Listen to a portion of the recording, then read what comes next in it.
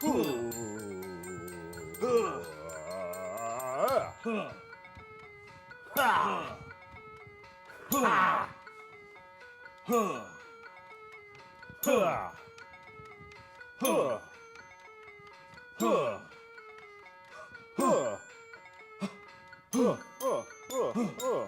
evening, ladies and gentlemen, and welcome to the show. Got some great guests tonight. Great show planned. Band behind me, our special musical guest, Paul Weber, ladies and gentlemen. Thank you, thank you. Sidekick, Jon Sheffield. Woo-hoo! And another special guest tonight, underground cartoonist, Frank Stack. So stay tuned. Once again, thanks for tuning in to the show. I think you'll enjoy what we have to say. These are brand new collaborators right here. You know, I was reminiscing about Columbia today because we're near the Stevens Auditorium that's recently been torn down. I thought of things that have gone away, you know. All different kind of things go away. And I thought of a story. You know, years ago, there was a restaurant there, the name of Bobby Buford's. It was out on the business loop.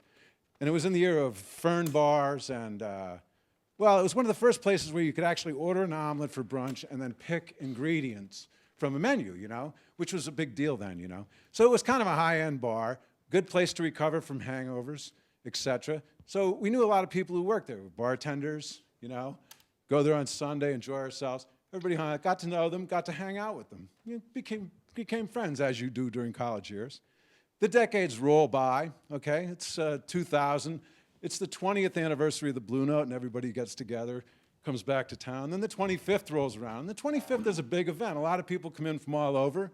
I find myself at a giant after party in a little enclave of former Bobby Buford's waitresses. You know? Yeah? These women all worked at Buford's. And I told them something that I'd learned while they were out of town. I said, did you know that Brad Pitt worked as a busboy at Bobby Buford's? And the one girl just stood up and said, damn it, I thought I screwed every single one of them. How the hell did I miss him? And I guess what I take out of this story, tip your servers. I never know who they're going to be. We have a great show, like I said, planned. We got Frank Stack, the artist. We have Paul Weber, the musician, and Jon Sheffield, ladies and gentlemen. Speaking of Jon Sheffield, Jono! Hey! How's it going, man? What's new? This product has been around long enough to where we were able to get, or Metal was able to get very high potencies of potassium, which is often just exactly what I need for my patients. Yes. I was going to be the patience thing. Yeah. Yeah.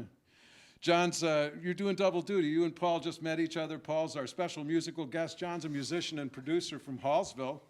And they've kind of, you guys, there's a little bit of a vibe. I sense a little chemistry here. Is there going to be you think there's a future for you two? It's happening right now. It's happening as we right speak. Now. Yep. Paul Weber, ladies and gentlemen. So, moving right along. A lot of people know Frank Stack. I've known him for a long time. Probably you know Frank as, if you're a patron of the arts, for some of his fine watercolors, river scenes. He's a master of the watercolor.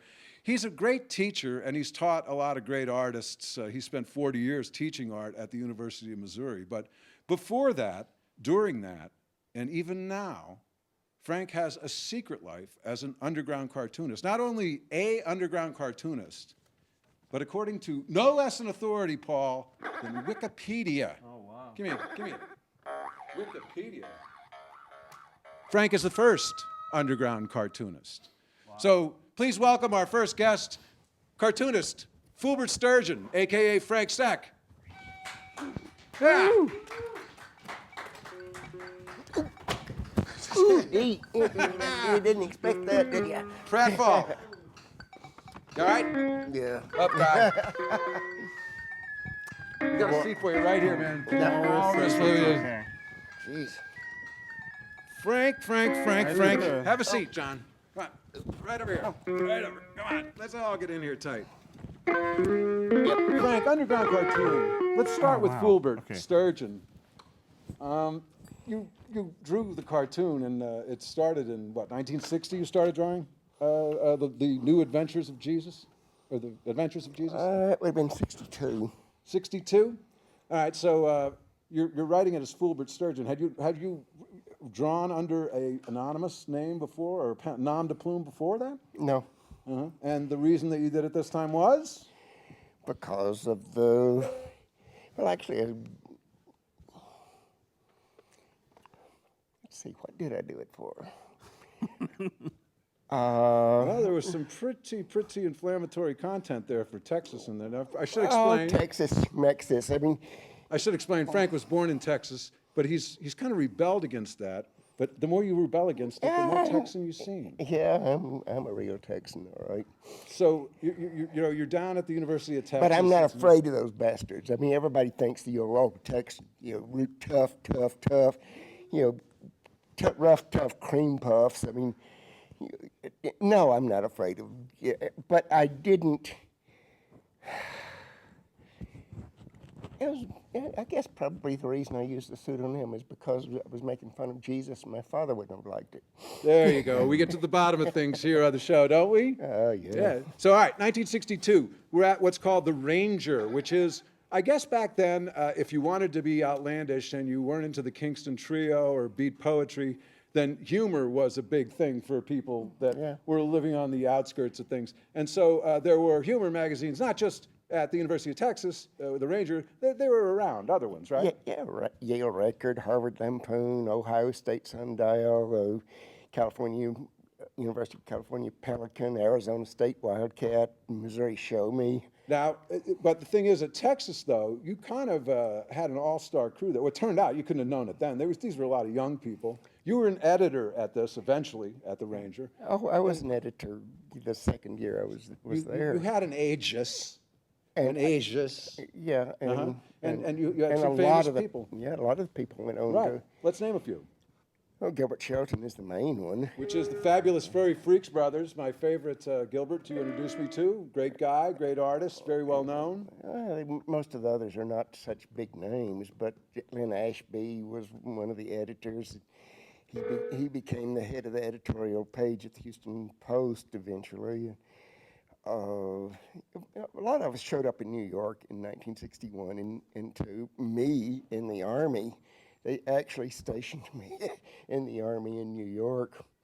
And of course I hated it. Yeah, it's the only place it's the only way they could have gotten you to New York, probably. Yeah, well, I'm grateful to them for that. So you had a little bit of exposure to Madison Avenue. You went running for the hills, literally, went to Dakotas. But let's go back in time a little bit to that first New Adventures of Jesus, right? It was actually a zine. When I fell down. It was actually a zine, right? How would you make it? How was it distributed? What was it? What, the Ranger? Comic. The Ranger? The new was the New Adventures of Jesus Oh, the New feature? Adventure. It was a true underground at first, but there was Gilbert Shelton and some of his friends published a thing called the Austin Iconoclastic Newsletter, which was eventually became it came out a couple of issues with the magazine, but they just called it the Austin Iconoclastic Newsletter. And he started asking me for additional Jesus cartoons, which of course I always loved publishing cartoons. And if you haven't asked me, but if you did ask me about when I started, I can't remember when I didn't do cartoons. I did them for the high school newspaper. I did them, whether I could publish them or not, I did them. I always did them. Because, used to do parodies of TV ads. You got a little Texas, Paul? You got a little Texas there? You got me on there? Yeah, there you go. So we're down in Austin, all right? A lot of these people that you're working with will go on to be still working with comics as they became more legitimate, like Dennis Kitchen of Kitchen Press.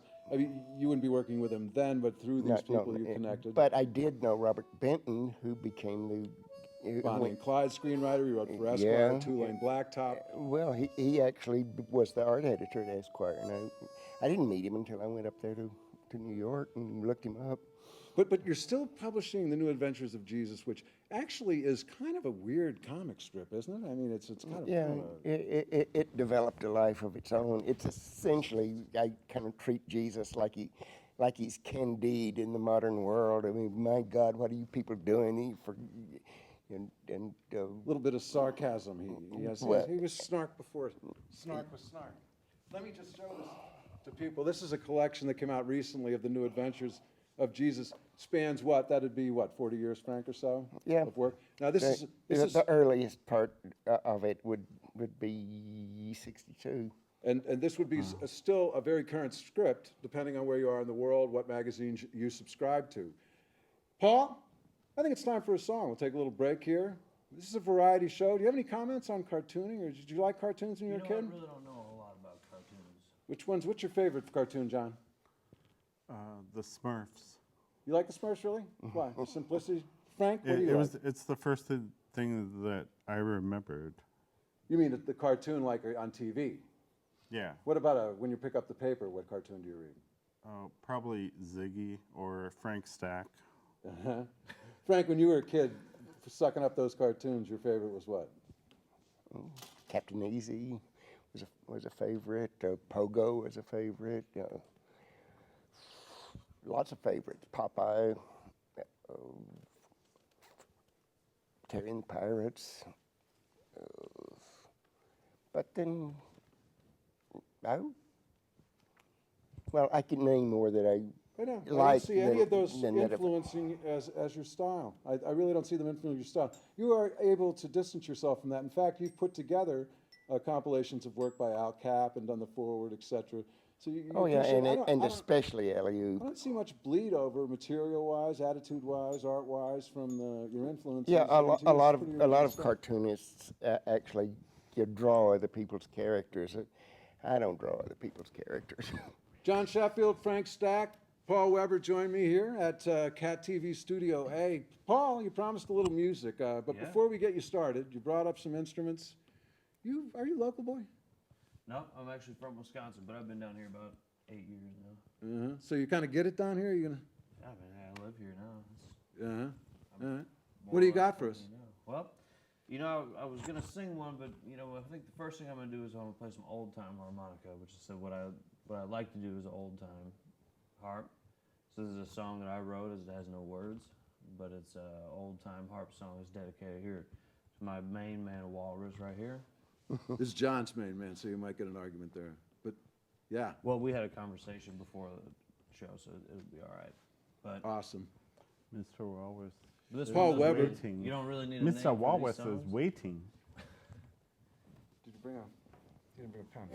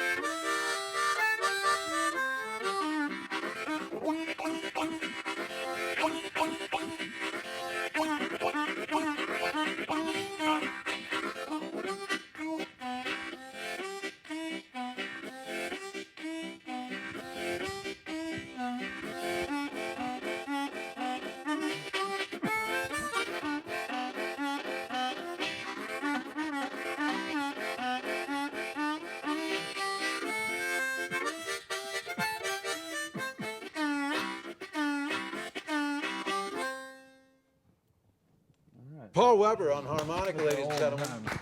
Hanging out with three freewheeling creative types.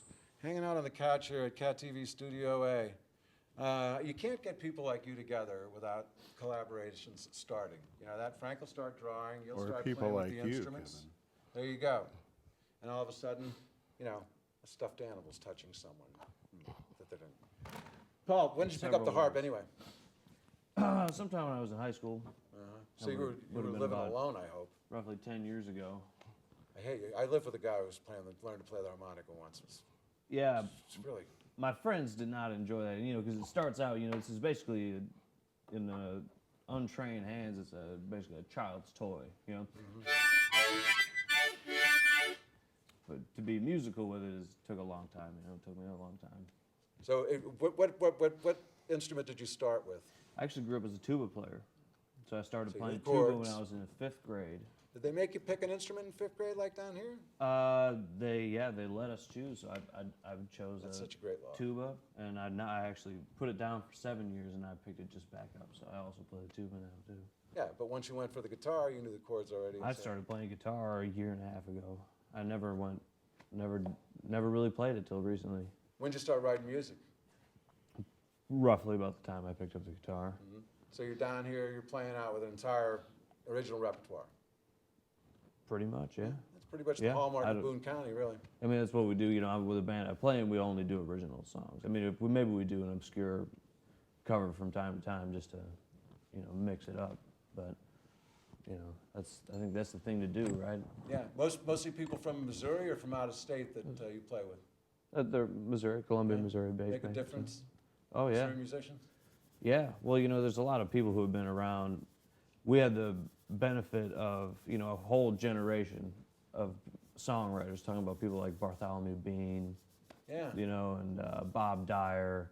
You had people who were from this area who were writing songs, and people who were able to. You've been here 6 years, but you remember Bob. That's great. You've done your Well, homework.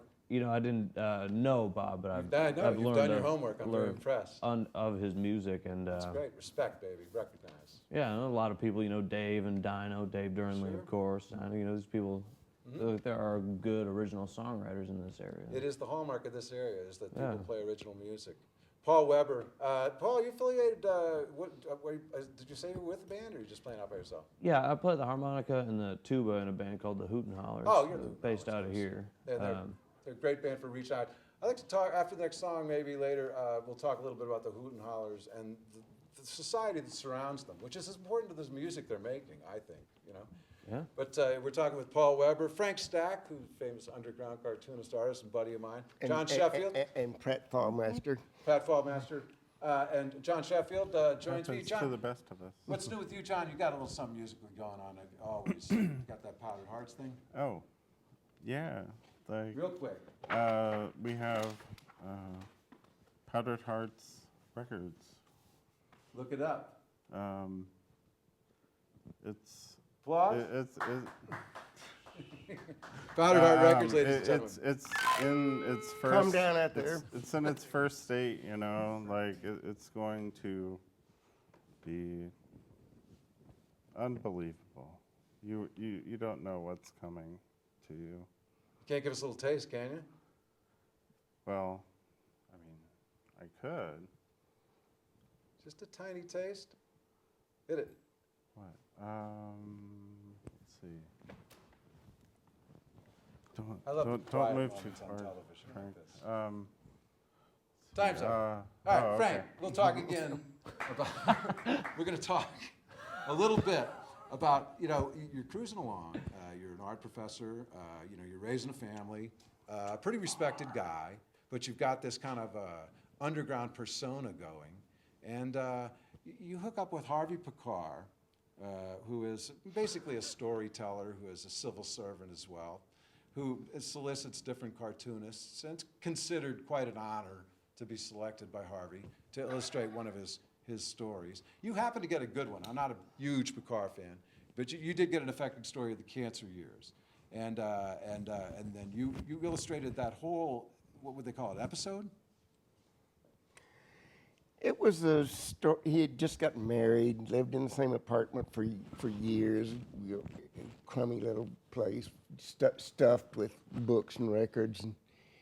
And he and his wife decided to buy a house. And just as they were starting to buy the house, he was diagnosed with cancer and started going on. And it was effectively a graphic novel, but kind of like, well, a novel. When you write a story, in a sense, it's a novel.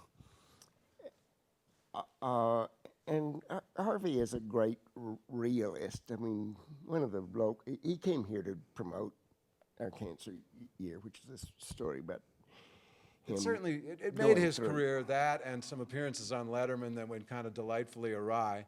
Where I was getting at with this was, though, Frank, the movie, they decided to make a movie of this book, which is of Picard's life. Yeah, and which is called, great because which is called American Splendor. American Splendor. Splendor. And so, you know, this is great because the big, his magnum opus, Picard's, is definitely the cancer years, you know, and it's what he can point to. But the movie comes out, and when the movie is made of you and you, Hollywood kind of does composite things. They take a couple characters and put them together. How do you feel you're portrayed in that film? I never saw it, Frank. It's not me. Uh-huh.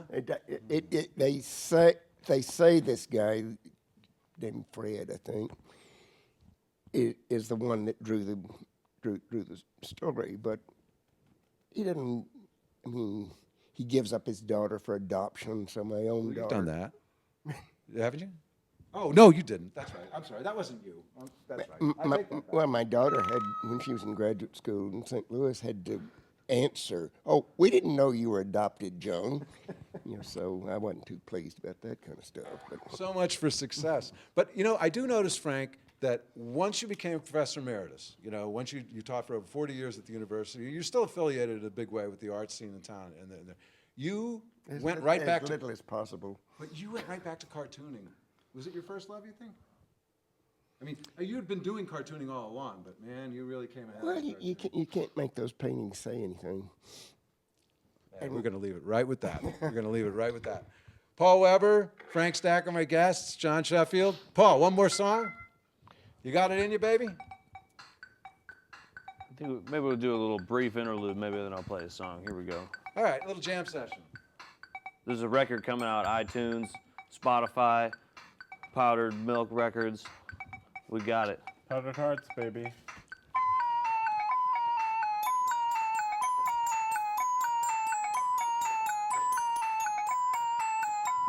.com.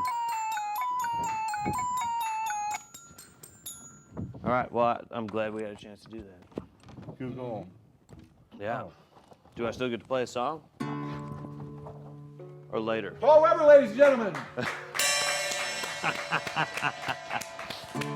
All right, squeeze it over. Yeah, one more song. All right, well, this is a slow one, and it's about selling scrap metal. It's about insight into the life of a scrap metal recycler, right? And this is a subject that's been very close to my heart ever since I discovered a giant mound of scrap metal and began scrapping it. And so this is a sort of continuous theme in my work. It could be a cartoon, too. Yeah. It's a graphic novel in this. So yeah, this is, you know, if you think it's dumb to begin with, I would just, you know, listen because the story develops as the song goes on. So here we go. This one is called 200 Scrap Part 2, The Scrapper's Lament. It's a part 2 to another song about scrap metal. Kind of sounds like Dark as a Dungeon a little bit, but you know, with waltzes, you can only get so different. Boing.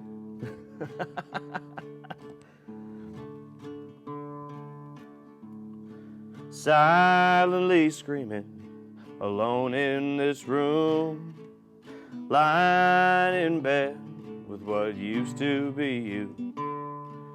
You say I'm dirty, you say I'm uncouth, you say I'm whatever you think is the truth. Tell me the answers, what life's all about. Tell me unfriendly that you're moving out. You say I'll never make more than $1 picking up metal in my pickup truck. I started it too fast. And you don't have to tell me, I know how you feel. You're too good for iron, you're too good for steel.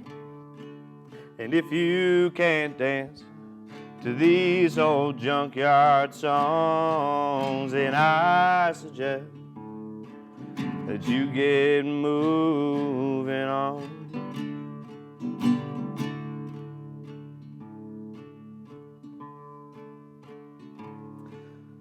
Funny how people joke and they scoff when they see your truck loaded and rolling right off. Where one man sees failure, shame and despair, another sees buried treasure right there. A good honest living alone in the wind, looking for another load to haul in. It's funny all these valuables folks throw away. It's funny how you're walking out on me today. And you don't have to tell me, I know how you feel. You're too good for iron, you're too good for steel. And if you can't dance to these old junkyard songs, then I suggest you get moving on.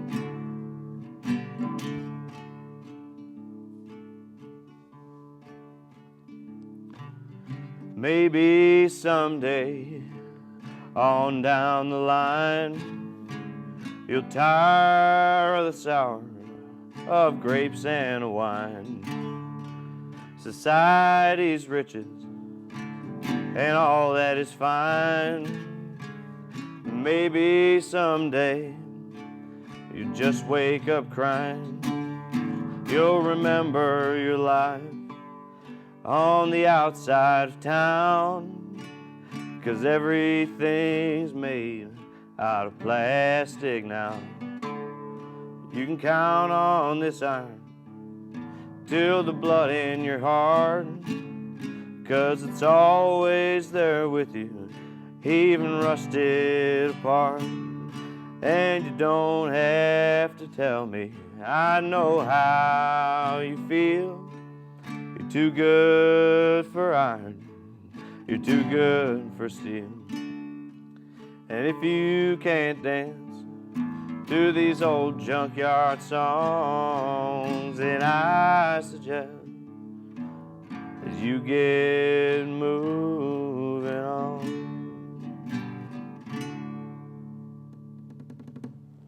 Paul Weber, ladies and gentlemen. All right. It's been a great show. I can't let three creative types like you go without one last piece of advice for the young listeners out there, for the young viewers out there, I mean. They should say, well, like, I'll start off. I'll say, stay off the junk and you'll go far. You know, some little creative tip, you know, something about your process, some, you know, you're all in your different ways creative. So who wants to start? Learn to draw. All right, there you go. Learn to draw. Stay off junk. Learn to draw. Learn to draw and The can product is its ability to help oxygenate the blood. Yeah, there you go. Paul? Try not to work a W-2 type job. Oh, so you don't want to be a workie. Well, I like I'm being a just saying, I workie. feel like it's good advice, you know, for people. Just don't Now, do on the it. W-2, do you mean stay off the radar? Minimal participation in the economy. Don't trust the police. All Don't- right, some practical. Don't trust all right, that. Thanks. Don't trust them. You're young and you got your health. What do you want with a job? That's right. trust it. Thanks for joining us, ladies and gentlemen. Rock 2. See you soon. Take it away, boys. Jam it out. Take us out. 1, 2, 3, 4. I need a cable modem so I can see your scrotum in action. Huh. You all right? Huh. I need Huh. a whiskey soda Huh. so I can feel like Huh. I know ya. Huh. Huh. Huh. Huh. Huh. Huh. Huh. Huh.